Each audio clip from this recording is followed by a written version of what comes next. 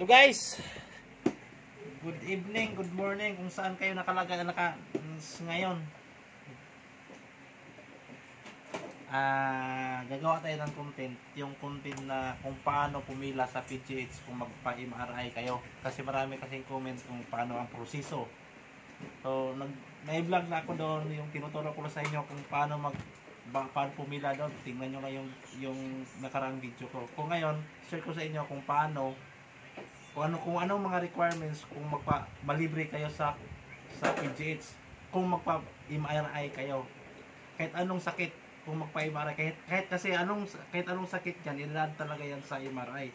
Kasi yung MRI kasi, malalaman mo doon kung anong sakit, ma-identify doon kung anong sakit ka. Kaya kailangan may MRI. Ngayon, kung gusto mo makalibre ng MRI, ito yung mga requirements. Kailangan meron kang referral galing sa doktor mo. Tapos clinical abstract, ID ng pasyente, bagong laboratory na request sa doktor. Tapos yun lang. Doon kayo pumunta sa radiology office. Magpa-quotation kayo doon kung ma-approve na yung mga requirements nyo.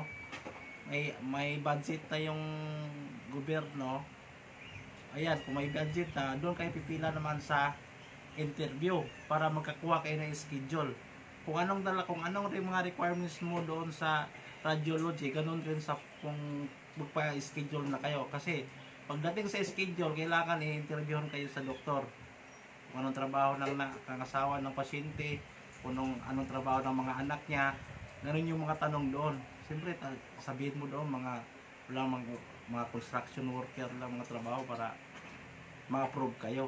Ganun yung ginagawa ko yung na-experience ko nung pumila ko sa PGH.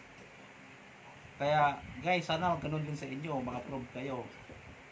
Yun lang guys, no?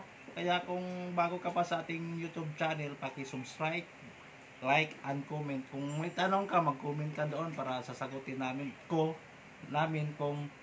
kaya ko sagutin. Sa experience ko lang. Kaya huwag mong kalimutan mag-like, mag-subscribe at mag-comment. Thank you.